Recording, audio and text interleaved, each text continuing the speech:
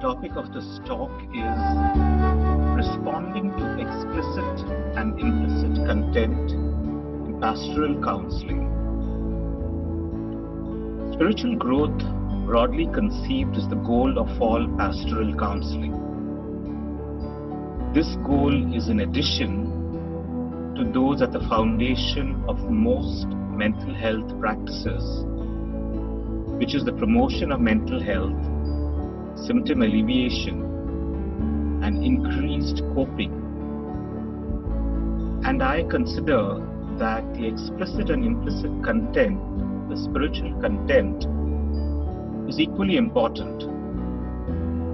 Howard Kleinwell posits 9 basic spiritual needs that serve as goals for the pastoral counseling process, 5 of which are relevant to today's spiritual landscape.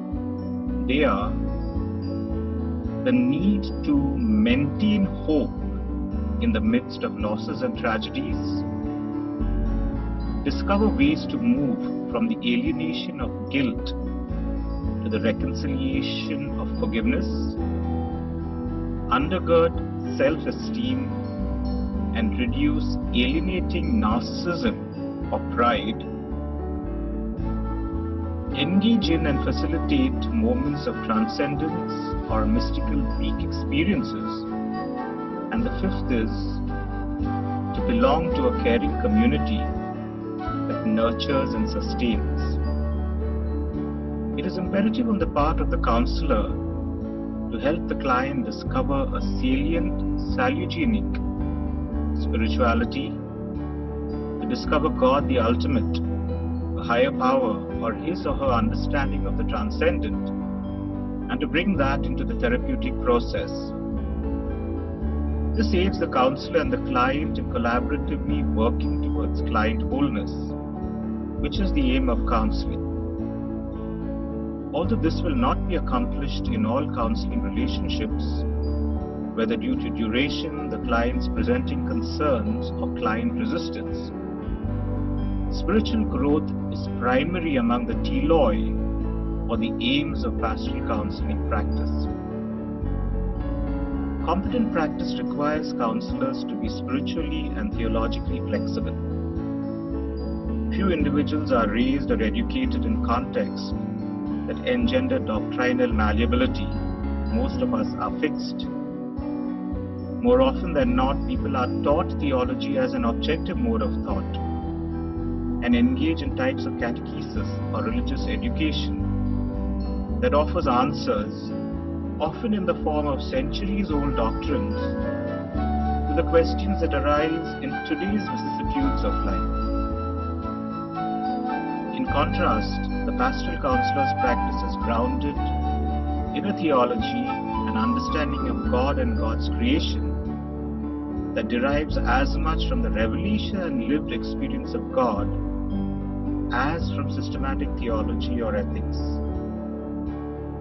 Therefore, the pastoral counselor faces the experience of learning, unlearning, and relearning theology. Pastoral counselors are charged with exploring the client's understanding of spirituality and living religious language rather than making assumptions about or attempting to control another's beliefs. Although pastoral counselors are often drawn or called to the profession because of their personal faith commitments, the pastoral counselor occupies a perilous position when approaching others with a different spiritual foundation. Therefore, it is important to realize that the incorporation of religious or spiritual interventions or resources should not be determined by the psychotherapist's or the pastoral counselor's personal faith orientation. Rather, it should correspond to the salience and function of religion in the client's life with informed consent and within the scope of the clinician's competence, established through appropriate training and supervision. Pastoral counselors offer counsel and guidance to a diversity of clients with a variety of presenting concerns. Some clients seek pastoral counselors with a specific desire to incorporate their explicit spiritual beliefs into mental health treatment. Some seek pastoral counselors out of an assumed trust based on shared tradition or spiritual understanding.